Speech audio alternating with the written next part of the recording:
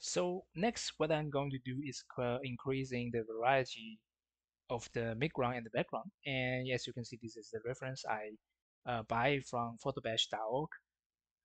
As you can see, it is a very diverse image, but actually there are a bunch of square, a bunch of cube in the background, right? So actually that's something we can go back to our keybash set to bring back some of the element. Uh, but of course also we can doing some design, you know, that's also doable, which is using some existing element to do new design by tweaking proportion, silhouette, the things we talked about in previous chapter, those things are all a very great guideline to guide us to design some new structure. It's not always necessary to bring new element into the scene, especially 3D Bash. It is a workflow that will get, overwhelming very easily. So yeah, um, now I am trying to do a bit organize my scene, separately into foreground, midground, and background because right now we are trying to do try to design the foreground and try to design the midground and the background, right? So to increasing some efficiency by grouping the foreground and also hidden for now. And yeah, I started to just kind of like play with Lego, is just tweaking things, moving things here and there. It's kind of exactly like what I'm previously when I try to construct my basis scene. But right now I will try to delete the face that maybe not going to facing the camera, because try to make my scene lighter. So yeah, I feel like sometimes Blender could be very not very efficient with the scene with everything, with lighting, texture, modeling, everything. When we got everything activated, actually Blender will start to be a bit slow. So, uh, but I really need all those factors to be activated because I need to design according to lighting, right? So what I did is just delete some face in order to increasing the efficiency of the scene.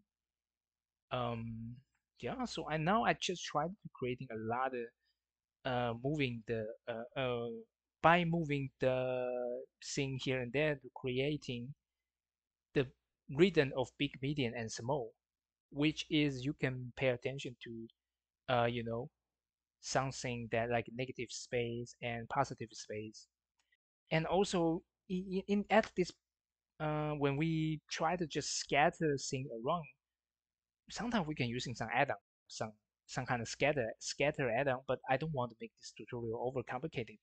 So right now I just doing it manually by my hand because actually with a lot of scatter add-on, you can get some result pretty fast, but very easy.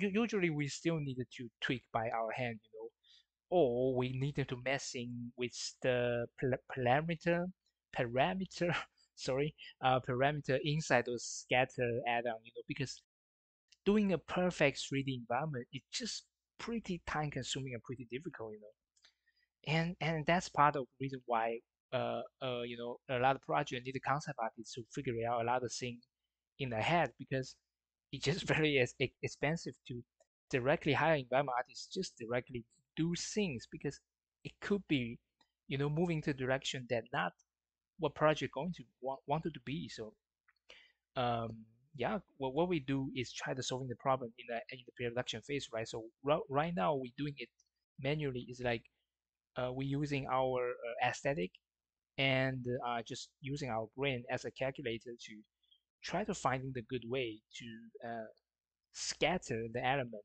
and finding the beautiful composition, and also both try to make try to pay attention to the both in positive and negative shape. And by negative shape means like well like the sky, the contract, the silhouette, um, something, well, you can Google it. It's much easy to understand. This is a visual visual idea, so it's a bit difficult to tell what is negative space by just by verbally speaking. Okay. So yeah, I'm tweaking here and there, tweaking things here and there. Um, Let me speed up. And I think later on I'm going to explain. I'm going to giving an example of what I'm doing.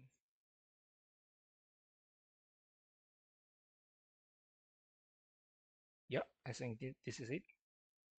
So what I try to do by creating background, sorry, not big, medium, and small. It is something like this. Let me giving you an example.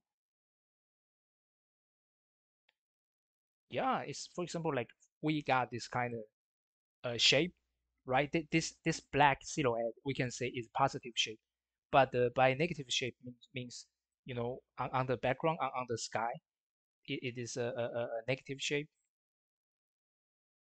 and those shape going to creating a proportion. For example, this bedrock, this ground silhouette, and the height of the ground and the height of the building going to creating a proportion. So this kind of proportion is something we need to pay attention to it. And by big, medium, and small, it's like, for example, like this. Right, I am duplicating things and making them smaller and creating a bit of noise. Like, and those noise going to be a rhythm. And yeah, here I am going to another example, which is, yeah, this could be our big, and this could be our median, and we wanted to, and now we can have a small. Small need to be even smaller. And as you can see, there's a proportion inside those big, medium, and small, and maybe the proportion between big and medium is like a 7 to 3, and the small is like small to medium is almost like 5 to 1 or like 6 to 1. And as with this kind of hierarchy, we can creating an interesting. We can start to creating interesting pattern, and this is like step number 2, which is okay, we have a big, medium, small element. Now we can moving them around and creating interesting composition. Like this. As you may notice the median, our median shape between median shape and big shape, the proportion I change it, and I make the proportion between median shape and small shape. The gap is also is even bigger. So I make the negative shape, the space between them also got the proportion. Previously is even, right now it's like we got proportion. We and I was doing a little background. Yeah, I think I'm tweaking the median, make the even median, and also tweaking, make them more proportion and more noise.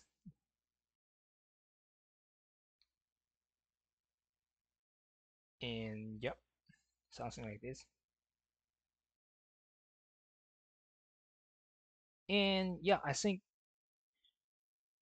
what next to do is we can adding even more noise to make a little shape, a little. As you can see, when I cut in the big shape, the the percentage that I using, it is quite small, right?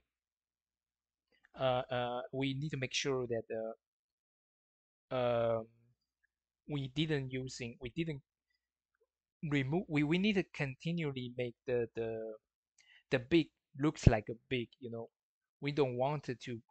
It's like if it is a cheese, we don't want to like make it like we want like a little mousey try to eating a cheese a little bit, but we don't want it to eating the whole cheese. We still want to make sure the cheese looks still is the big cheese in the thing, and middle cheese is the middle cheese, small cheese is the small cheese. We adding the noise, creating more variation, make it more interesting, but we don't want to break the feeling of big, medium, small. The gradients is this kind of hierarchy system is exactly like what I previously mentioned about in ZDAS in Atmos perspective. So as you can see, we are trying to creating the hierarchy, you know, to to to helping the audience to get the feeling of yeah, background, midground, foreground, and also big, medium, and small.